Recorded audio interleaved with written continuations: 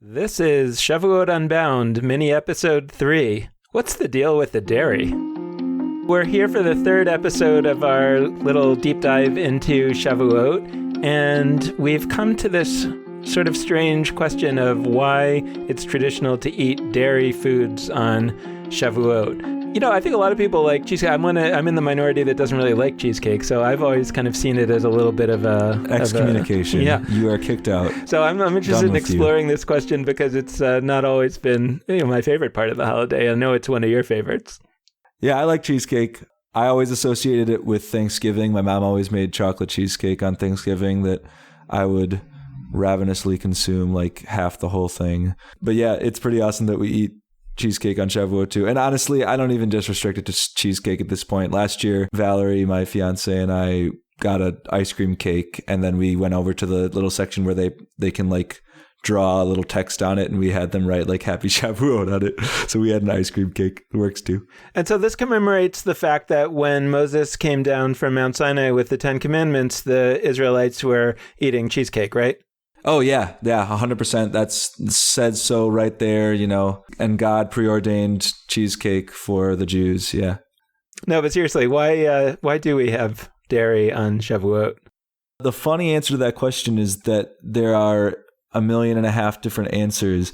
And I remember asking for the first time probably in college. I didn't really celebrate Shavuot before that, but I remember asking, and almost every rabbi who I would ask would be like, well, there's a bunch of different answers and we don't really know, but it's fun and we're up late at night, so like maybe it helps keep us awake. But nobody really had a satisfying answer. And I occasionally have some that I can cite, but I'm curious to hear from you, Dan, because I know you have more of these at your fingertips.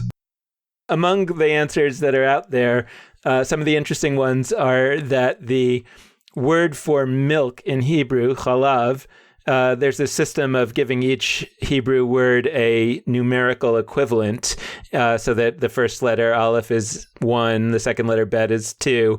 And the word chalav, if you add up the numbers, it adds up to 40, which corresponds with the 40 days that Moses was at the top of Mount Sinai, right? So that's one of them. So there's another one that Mount Sinai in the book of Psalms is referred to as Har HaGavnunim, which means the Gvina. Mountain of many peaks, right? But Gavnun sort of sounds like Gvina, which is the Hebrew word for cheese.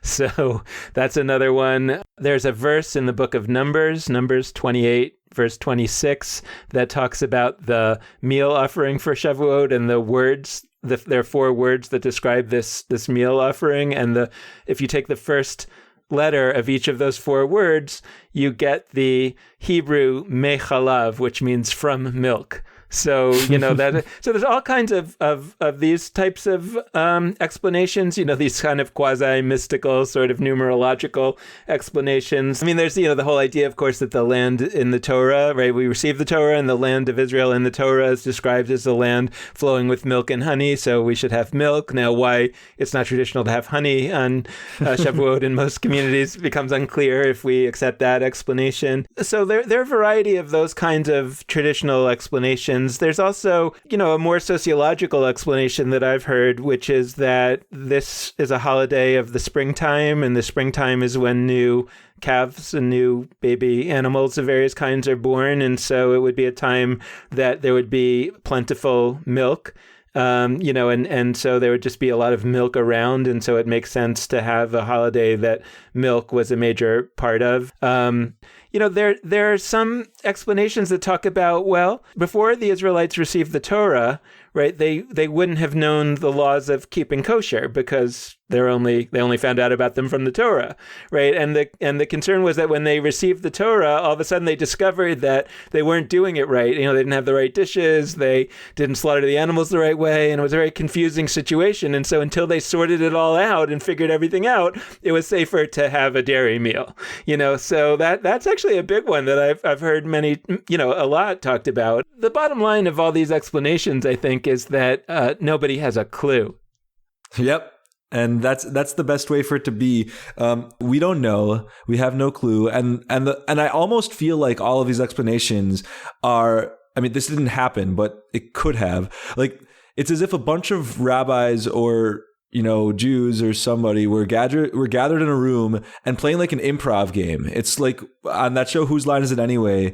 They would give you, one prop and you have 10 seconds and you have to come up with some way to use that prop for something in the improv game. And like you go back and forth between the two teams and whoever can't think of something first loses. And I feel almost like this milk thing is just the right level of weird that it lends itself to all these bizarre, fun, interesting mind games that do actually add meaning and deepen learning associated with the holiday. It's not, I like that we have all of these, there's all these fascinating things that come to light through what are admittedly ridiculous explanations for why this would come to be. And I think you're right that the sociological one probably holds the most water in terms of actually looking at the historical origins of this ritual. But like, I love that we have all of them. And what I also want to encourage is for all of us to say, you know what, we're part of the game. Like, we're in the improv game. And it's not that these are the 6 and we can choose our favorite of the 6 and tell it to our friends when they ask. It's that, what if we come up with 6 of our own, and then see if any of those stick in 100 years? Because why not? These explanations are generally laughable. Like, they are so absurd that we literally have a hard time not laughing as we are reading them or recalling them. And that makes me think, like, a lot of the other explanations of other Jewish practices are similarly erroneous. They're just not laughable, right? Like, there's and I think it's important for people to understand that if you probe at a lot of the Jewish laws and customs that are out there, they're often justified through post hoc justifications that are actually just make a little bit more sense than this one. So this one, in a way, is actually a really helpful, almost decoder ring, in the sense that if we understand that there were these strained and ultimately failed efforts to explain this longstanding cultural practice of having dairy on this holiday, and that they were trying to hook onto all kinds of other reasons as if like those were the reasons that this practice flowed out of. And clearly that's not the case. Well, that's also true for a lot of things that we find more acceptable. So a lot of times, I hear people asking, well, why is such and such the tradition? And someone will explain to them, such and such is the tradition because, of this verse or whatever. But it's actually not the case. It's the tradition because it was the tradition. And then somebody later came around and found some link to a verse. That's not always the case, but that's often the case, and it's worth probing at. And I love the idea that this is the holiday that every year we kind of reenact the giving of the Torah. So actually one of the pieces that we should be reenacting is the post hoc justifications for things, and realizing that, hey, let's make some new post hoc justifications for things that are more meaningful if these ones don't quite work.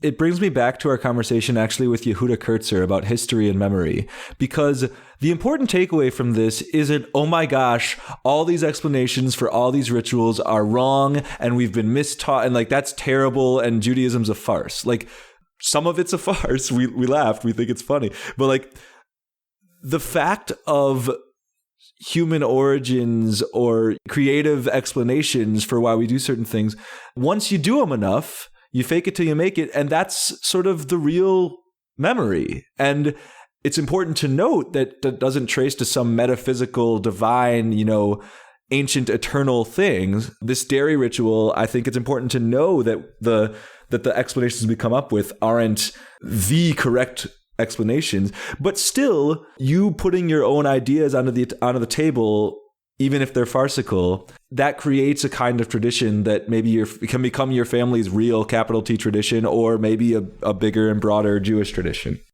I'll throw out a couple. I think that, just as many Jews are lactose intolerant, that, it's interesting to think about a holiday in which we would intentionally subject ourselves to consuming a lot of lactose with all the ill effects. And maybe that helps us stay up all night to study. I was thinking about how milk is the way that we consume nutrients when we are babies and we're not, fully able to fend for ourselves. Perhaps this holiday renews us every year so that we're like new babies, and we're starting over and we're really thinking from first principles. And so this would be a great way to reenact it. But I mean, like, that's the point. I think that there's all sorts of both farcical and actually serious ways that we can really explore an idea like this. But I wanted to suggest one other point that comes out of this, which is that sometimes, it's sort of like Freud said, sometimes a cigar is just a cigar, that sometimes it's just okay for things not to have meaning and for things just to be these traditional practices, and so I find myself torn when I look at the question of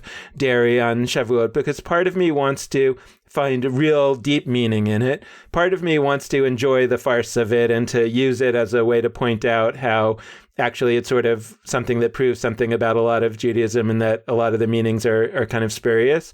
And part of me says, like, sometimes it's just great to say, hey, this is a fun, amazing thing that we do. So when there's a Jewish practice that really gets in the way, that's really we think is wrong or cruel or something like that, we should probe very hard. And if it doesn't have a good reason, we should probably stop practicing it. But when there's a practice that, especially for people like you who love cheesecake, is so wonderful and such a highlight of the year, do we really need to have an explanation? Or could we just say, like, this is an amazing thing that we do every year and it's part of the fun of being Jewish?